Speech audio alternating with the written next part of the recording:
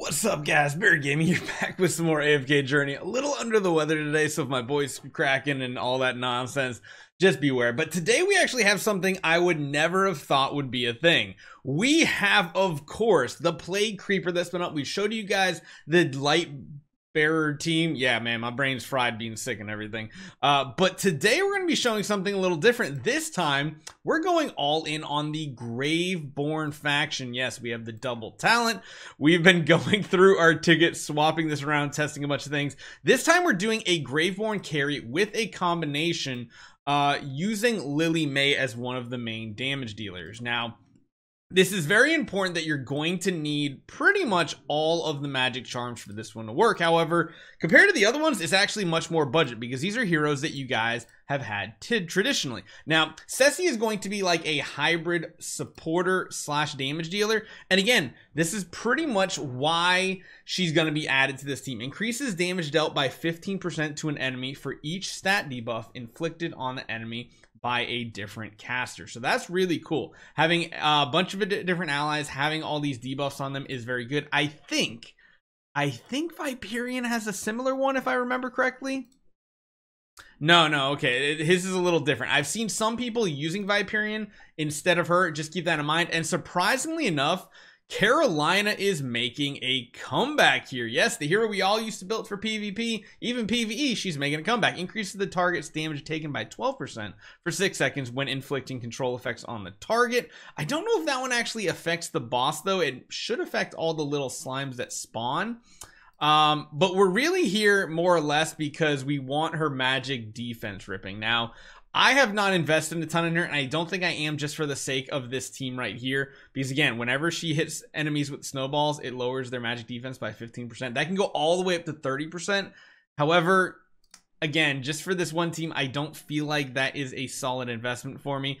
And then last but certainly not least, one hero we don't have the magic charms for just yet, Ludovic. So we actually do want to get this buff right here. So I'm going to go ahead and I'm just going to craft the purple version for the time being. So we're going to slot that in so that he gives 18% attack boost for 45 seconds to the ally placed one tile behind him at the beginning of battle, which is going to be, of course, Lily May. Lily May has plus 25. She's going to be our main damage dealer. And I've heard a lot of different things with this team composition right here. I've heard some very, very good things. I've heard some very, very bad things.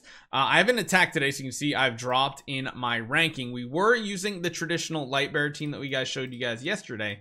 Today, we're going to try something a little different. Either way, we're still going to be using the Tide Call spell, and that's why I got it up to level 20. And I know it's a little wonky, the placement of heroes on this one. It feels a little off. I've heard that a lot from people. But this is essentially the team we're going to do. We're going to run both of you here. I need to go find where my Ludovic is, and I need my Ryanair, which Ryanair is going to be here, swapping the Cessia.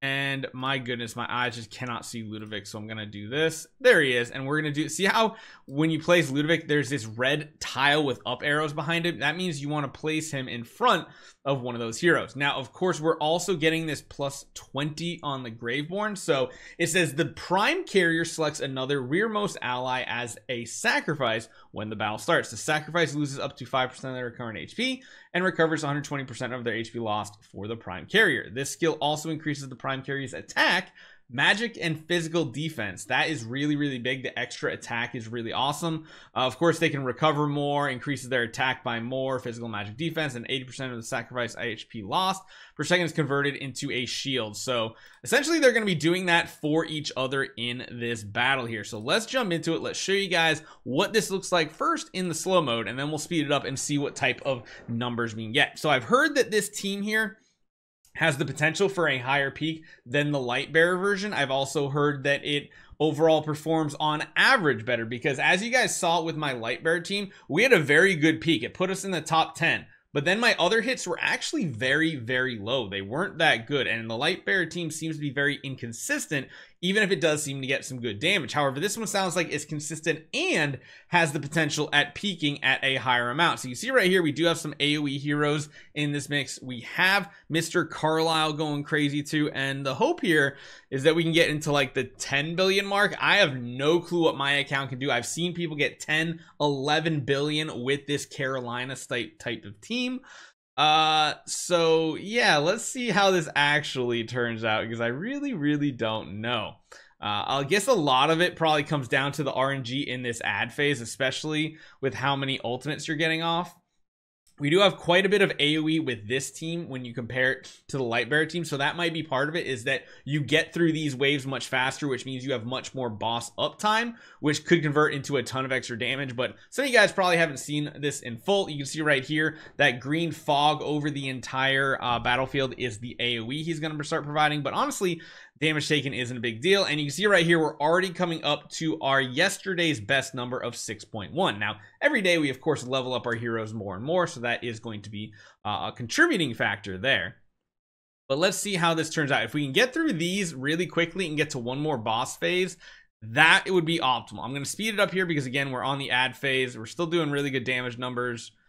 Damage to these still count, so you can see, yeah, we are doing very good damage, up to 7.1. So we go from rank 45 up to rank 26. However, I think we can actually do better than that. So what we're gonna do is a little time consuming, but I'm gonna make sure I'm grabbing all of my resources, and we're gonna continue to level up our team. Let's just throw in our team here that need to be at the top. That way we can track them easier. We can make sure they have the best levels out of everybody on the battlefield here. All right, so we can confirm that out.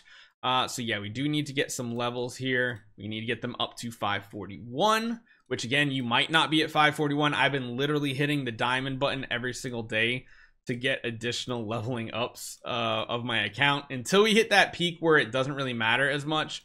I'm going to continue to do that. So yeah, it looks like we can do every hero one more level. I'm just trying to keep our main carry the highest level if possible. And essentially what we're going to do is we're going to repeat this over and over. We're going to do our second attack. We're then going to go power up our team again. In reality, it doesn't matter too much what time of the day you do this, because again, it's just really whenever you power your heroes out is the most important part. And there's not like daily rewards to this anyway, it's just overall. And you can see how much HP this boss has. We're in this for a couple weeks most likely, so just keep that in mind with what we're doing. Hopefully we line up those what was it, Tide Call, right? Tide Call spell. We can line those up with the AoE phases. That would be amazing. But again, 4 ultimates is a little bit more rich than it used to be with the old version, the old artifact that we used to use.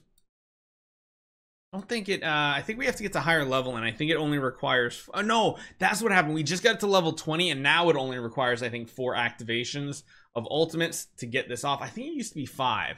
So it does make it a little bit easier. We are going to get one right here with a bunch of enemies on the battlefield, which is perfect. That's definitely what I want to see. And yeah, we already got better score here, partly because there is some RNG involved in this still, especially placement of heroes.